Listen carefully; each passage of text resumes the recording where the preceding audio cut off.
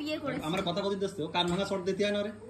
কোনো কিছু দরকার আমার পড়ে না, ভালো মন্দ খাওয়া দাওয়া মিষ্টি আম কোনো কিছু দরকার নেই আমার।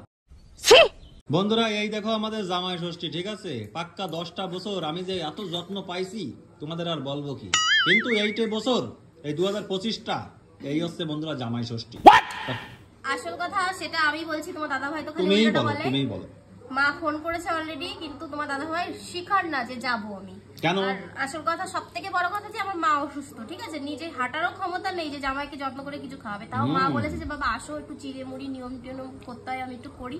উনি যাবেন না আজকে। একদম কারেক্ট কথা। এইবার বন্ধ করো, আমি সামনের বার পারলে আমি বন্ধুরা এটাই বলেছি, যদি আমি বাঁচে থাকি তো সামনের বছর আবার হবে, দুম দাঁড়াক্কা করে হবে। আসল কথা আমার মাকে যদি তোমাদের সামনে কোনদিন আনতে পারি, তোমরা দেখলে বুঝতে পারবা মা খুবই অসুস্থ, এখান থেকে একটুখানি তাই সামান্য নড়ে চলতে পারে না। আসলে আমার শাশুড়ি মার শরীর খারাপ বন্ধুরা, আর একটা জামাই কিন্তু এক জায়গায় গেলে তার কিন্তু একটা খাটনি আছে, রান্না বান্না করা, তার দেখভাল করা, তার মিষ্টি আনা এত বড় খারাপ মানুষ মা যায়নি, ঠিক আছে? আমি নিজে ভেবেছি যে বাড়িতে একটু বেশ সাজিয়ে গুজিয়ে কাঁচের তলা টলা খেতে দেবো। বাড়িতে গিয়ে মানে ওই বাড়িতে তো আমার সমস্ত জিনিস, মানে যেটা আমাদের 2 নম্বর বাড়ি, আমাকে জিনিসপত্র আনতে দেয়নি, কোনো কিছু দরকার নেই, খেতে টেতে দেবো। কিন্তু আমি রান্না করেছি বাড়িতে, তো সেটা তোমাদের মাঝে একটু শেয়ার করবো। কোনো কিছু দরকার নেই, জাস্ট পূজা আর আমি দুজনে এই যে পূজা গরম গরম লাল লাল ঝাল ঝাল, তোমরা তো জানো পূজা রান্না বান্না কেমন করে, রান্নার কালারিং দেখলে তো বুঝতেই পারতেছো যে টেস্টটা কেমন হবে বন্ধুরা।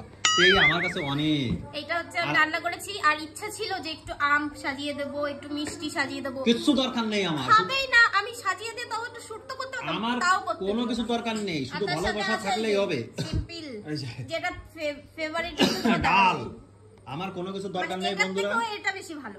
তা সত্যি আমার বন্ধুরা শুধু এটুকু দরকার, ভালোবাসা। মানুষকে বিয়ে করেছে। আমার কথা কদিন দিচ্ছে কান ভাঙা শর্ট দিতে হয় না রে।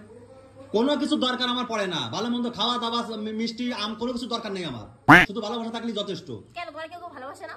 ওইটুকু নাকি যথেষ্ট, আমার কোনো কিছু দরকার নেই। জামাই ষষ্ঠী জামাই ষষ্ঠী এখন তুমি আমাকে কি বললে যে পূজা তোমার সাথে আমাদের শোনো, জামাই ষষ্ঠী কাদের জন্য হয়? জামাই ষষ্ঠী কাদের জন্য হয়? যারা নতুন নতুন বিয়ে করেছে, জামাইদের জন্য না। নতুন নতুন বিয়ে করেছে জামাই তো তখন থাকে ভাই, 10টা বছর বিয়ে করেছে, জামাই আদর বহুত খাইছে, আর আমার দরকার নেই। এখন আমার জীবনে সাকসেস হওয়ার নতুন না, জামাই আদর জামাই ষষ্ঠী জামাইদের জন্য, সেই পুরনো এই মেয়েদের সাথে তক করে ফেলা যায় না, ঠিক আছে? তুমি আমাকে যে আজকে 10টা বছর পুরনো হয়ে গেছে, আমি যাব না। তুমি আমাকে যে বললে যে পূজা তোমার সাথে আমি আর রাগ করে কথা বলবো না, তোমার সাথে আমি সব সময় ভালো ব্যবহার করব। হ্যাঁ ভালো ব্যবহার করছি, তোর কথা শুনলে আমার গুস্সা এসে যায়, চুপ করে থাক।